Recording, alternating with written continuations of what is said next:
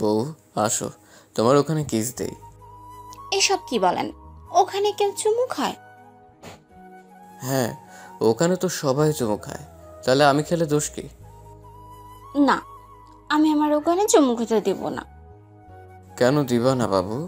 আমি তোমার স্বামী হই। তাতে কি, স্বামী হলে কি ওখানে চুমু খেতে হবে? হ্যাঁ, হয়তো। আসো, চুমু দেই, অনেক ভালো লাগবে। প্লিজ, না দিলে হয় না? না, হয় না। আমরা আজ রুম ডেট করছি, সো ওখানে চুমু দেবো। ভয় নেই, ওকে? আমি আছি তো। হুম, ঠিক আছে, কিন্তু আসতে দিবেন, নয়তো আমি ব্যথা পাবো। ওকে, আসতেই দিব। এত নরম ঠোঁটে ব্যথা দিলে আমারই কষ্ট হবে।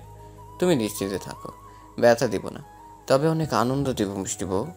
আমি কথাটা বলেই ধীরে ধীরে নিশাতের কাছে এগিয়ে আসছি। নিশাত ভয় পিছিয়ে যাচ্ছে।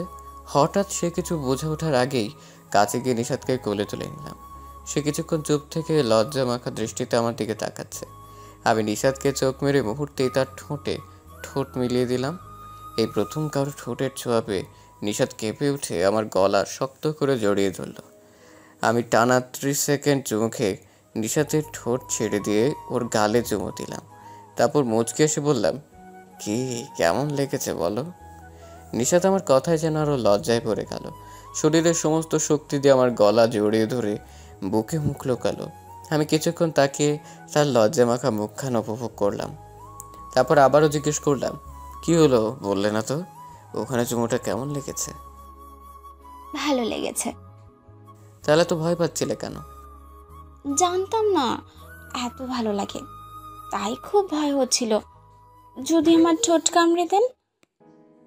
আরে বলো কি, তুমি তো দেখছি আমার চেয়েও কয়েক ধাপ এগিয়ে আছো। আমি আবার আপনার থেকে কোন দিকে এগিয়ে? রোমান্টিকতার দিক থেকে। জানি, এবার তো তোমার ঠোঁটে কামড় দিতে হবে। এই, একদম এমন করবেন না, আমি ব্যথা পাবো। আচ্ছা ঠিক আছে, দেবো না। চল, অনেক রাত হয়েছে, ঘুমোতে যাই।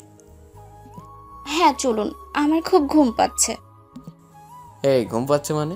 তুমি ঘুমালে আমি কার সাথে বাসর করব? জানি না, আমার খুব ঘুম পাচ্ছে, তাই আমি এখন ঘুমাবো। ওকে, তুমি ঘুমাও। রাতে আমি লুকিয়ে তোমার ঠোঁট কামড়ে দেব। এই না না, এমন করবেন না, আমি তো এমনিই মজা করেছি। তাই? তাহলে তোমার ঘুম পাইনি? না, পাইনি। নিশাত হেসে কথাটা বলতেই আমি তাকে কোল থেকে নামিয়ে দেয়ালের সাথে চেপে ধরলাম।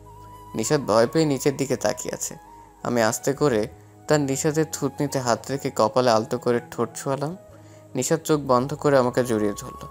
তখন আমি নিশাতকে আরো শক্ত করে জড়িয়ে ধরে বললাম, নিশাত যাও, শাড়িটা পাল্টে এসো। এই, আমি তো বাসা থেকে কাপড়ের ব্যাগ আনতেই ভুলে গেছি। কি বলছো? এটা কি করে ভুলে গেলে? আপনার কাজিনরা আমাকে নিয়ে টানাটানি করছিল, তখন ওরাই ভুল করে ব্যাগটা ফেলে আসছে। সে মন খারাপ করে নিচের দিকে তাকালো। তখন আমি তার কোমরে হাত রেখে কানে কানে বললাম, সমস্যা নেই, আমার কাছে তোমার কিছু ড্রেস আছে, সেগুলোর মধ্যে একটা নিয়ে চেঞ্জ করে এসো। কি বলছেন? আমার ড্রেস আপনার কাছে? সেটা কিভাবে?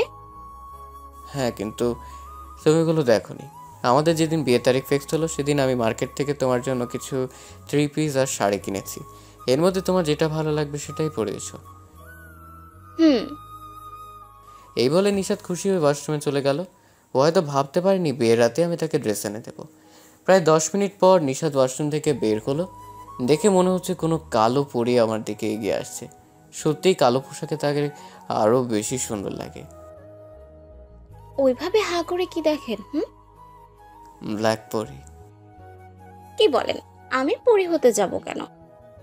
তুমি তো পরী, এই পোশাকে তোমাকে দেখতে আরও বেশি সুন্দর লাগছে। আপনার পছন্দও খুব সুন্দর। আমার পছন্দ কেমন বলতে পারবো না, কিন্তু এটা বলতে পারো আমার পছন্দের সবচেয়ে সেরা হচ্ছে তুমি। এর চেয়ে ভালো চয়েস আমার দ্বারা হয়তো সম্ভব হতো না। এই, আপনি কিন্তু বেশি বলতেছেন। না, আমি একদমই ঠিক বলছি। আমার পছন্দ তেমন হলেও এটা কেউ বলতে পারবে না বউ হিসেবে তোমাকে পছন্দ করে আমি কোনো ভুল করেছি। এই দিক থেকে নিজের প্রশংসা করতেও আমি এক পায়ে রাজি। হ্যাঁ হয়েছে। আপনার পছন্দ সত্যিই খুব সুন্দর।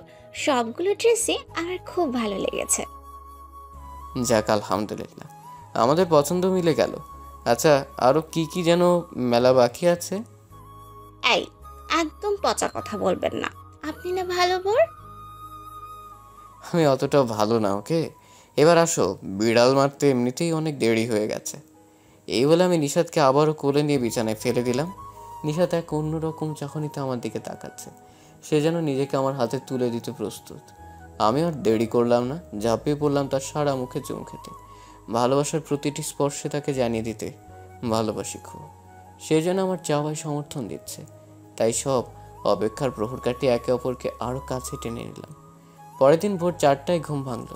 উঠতে গিয়ে বুকের উপর ভারী কিছু অনুভব করলাম, কিন্তু কি হতে পারে? এইভাবে বুকের উপর হাত বোলাতেই মনে পড়লো আমার বুকে তো মিষ্টি বউটা ঘুমিয়ে আছে। টেবিলের পাশে থাকা ড্রিম লাইটটা অন করে নিশাতের দিকে তাকালাম। জেগে থাকা নিশাত যত বেশি সুন্দর, ঘুমন্ত নিশাত যেন আরও বেশি সুন্দর। হঠাৎ নিজেকে খুব ভাগ্যবান মনে হতে লাগলো। এত সুন্দর একটা মেয়ে আমাকে জড়িয়ে ধরে ঘুমিয়েছে ভাবতেই মনের ভেতর এক অদ্ভুত ভালো লাগা কাজ করছে। কিছুক্ষণ এভাবেই তাকিয়ে থেকে তার মুখের উপর পড়ে থাকা চুলগুলো হাত দিয়ে সরিয়ে দিতেই নিশাত একটু নড়ে চড়ে আরও শক্ত করে জড়িয়ে ধরল। এই দেখে আমি তার কপালে ভালোবাসার পরশ এঁকে দিলাম। ঠিক তখন নিশাতের ঘুম ভেঙে গেল। এখন দুষ্টুমি করছেন? চলো না, আবারও হয়ে যাক। না, এখন সকাল হয়ে যাবে। আপনি ছাড়েন, ফ্রেশ হব। চলো একসাথে ফ্রেশ হয়ে আসি। না, আমার লজ্জা করবে। আপনি পরে যান। হবে না, আমরা আজ একসাথেই ফ্রেশ হব। প্লিজ, আমি পারবো না। এত ভয় পাচ্ছ কেন? যা দেখার সব তো দেখেই ফেলেছি। আহ, এই, আপনি কি দেখে ফেলেছেন? অনেক কিছু। তুমি কি সবটা আমার মুখ থেকে শুনতে চাও? না, কিছু বলতে হবে না আপনাকে। এবার উঠুন তো, ফ্রেশ হব। এই তো আমার লক্ষ্মী বউ, চলো দুজনে হারাবো গোপনে আমাদের ওয়াশরুমে। ছি, এটা কেমন গান? একটু রোমান্টিক কিছু গাইতেও তো পারেন। এই শোনো, তোমার বর কিন্তু আনরোম্যান্টিক না। আমি তোমার জন্য নিজে গীতিকার হয়ে গান লিখছি, বুঝছো? কি? আপনি লিখেছেন? আমার জন্য লিখেছেন? হ্যাঁ, শুধু তোমার জন্যই লিখেছি, শুনবে? হ্যাঁ। ওকে, তাহলে এদিকে আসো। আমি বলতেই নিশাত আমার কাছে চলে আসলো। আমি নিশাতকে পেছন থেকে জড়িয়ে ধরে গালে চুমু খেয়ে গাইতে লাগলাম। রোদের আদরে মুড়িয়ে রাখা আমার স্বপ্ন প্রিয় তুমি, প্রিয় আমার স্বপ্ন।